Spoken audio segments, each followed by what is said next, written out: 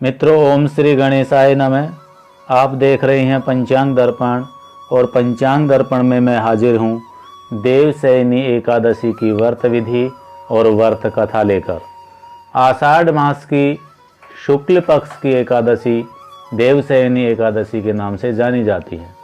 देवशयनी एकादशी का पुराणों में विशेष महत्व बताया गया है।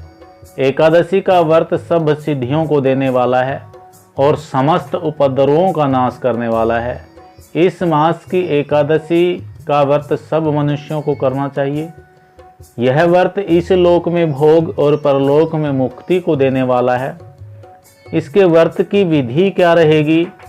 पुराणों के अनुसार दशमी तिथि को शाम में सूर्यास्त के बाद भोजन नहीं करना चाहिए और रात्रि में भगवान का ध्यान करते हुए सोना चाहिए। एकादशी का व्रत रखने वाले को अपना मन शांत व शिथिल रखना चाहिए। किसी भी प्रकार की द्वेष भावना या क्रोध मन में न लाएं, पर निंदा से बचें।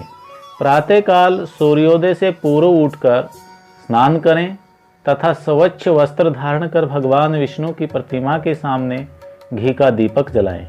भगवान विष्णु की पूजा में तुलसी, ऋतुफल एवं तिल का प्रयोग करें। व्रत के दिन अन्न वर्जित है, निराहार रहें और शाम में पूजा के बाद चाहें तो फल ग्रहण कर सकते हैं।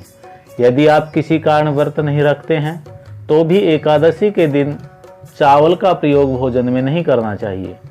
एकादशी के दिन रात्रि जागरण का बड़ा महत्व है। संभव हो तो रात में जगकर भगवान का भजन कीर्तन करें। एकादशी के दिन विष्णु सहस्त्रनाम का पाठ करने से भगवान विष्णु की विशेष कृपा प्राप्त होती है। अगले दिन यानी एकादशी तिथि को ब्राह्मण भोजन करवाने के बाद स्वयं भोजन करें। इस दिन दाख का सागार लेना चाहिए। इस मास की एकादशी का व्रत सब मनुष्यों को करना चाहिए। वह व्रत इस लोक में भोग और परलोक में मुक्ति को देने वाला होता है।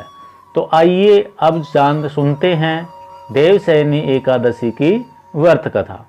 इस एकादशी का नाम पद्मा एकादशी भी है। यह प्राचीन काल में मानधाता नाम का एक सूर्यवंशी राजा था। राजा मानधाता चक्रवर्ती, सत्यवादी और महान प्रतापी था। वह अपनी प्रजा को पुत्र की भांति पालन किया करता था। उसकी सारी प्रजा धन धान्य से भरपूर और सुखी थी। उसके राज्य में कभी अकाल नहीं पड़ा था, परंतु एक समय ऐसा भी आया कि राजा मानधाता के राज्य में 3 वर्ष तक वर्षा नहीं हुई। अन्न की भीषण कमी के कारण राज्य में त्राही होने लगी। बेहाल प्रजा के सामने अपना दुखड़ा लेकर बेहाल जो प्रजा थी वो राजा के सामने अपना दुख लेकर के पहुंचने लगी। वर्षा न होने के कारण राजा के भी यज्ञ हवन कार्यों में विघ्न पड़ने लगा। राजा सोचने लगा कि जब वह ईश्वर की पूजा आराधना यज्ञ आदि कार्य मैं निरंतर रूप से करता हूँ तो फिर मेरे राज्य में अकाल क्यों?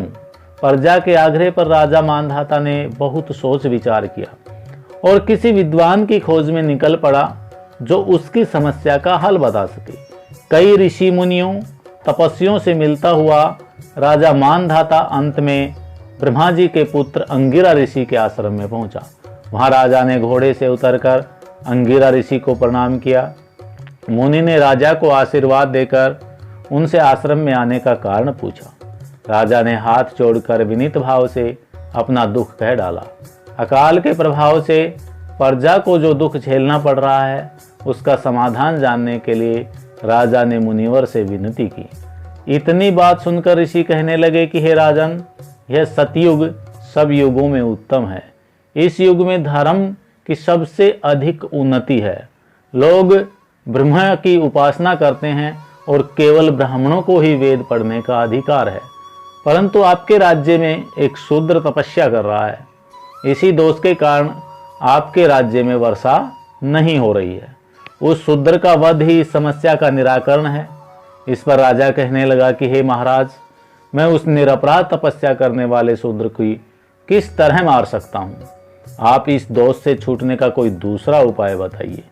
तब ऋषि कहने लगे कि हे राजन, यदि तुम आषाढ़ मास के शुक्ल पक्ष की पद्मा नाम की एकादशी का विधि पूर्वक व्रत करो तो तुम्हारे राज्य में वर्षा होगी और प्रजा सुख प्राप्त करेगी, क्योंकि इस एकादशी का व्रत सब सिद्धियों को देने वाला है और समस्त उपद्रवों का नाश करने वाला है।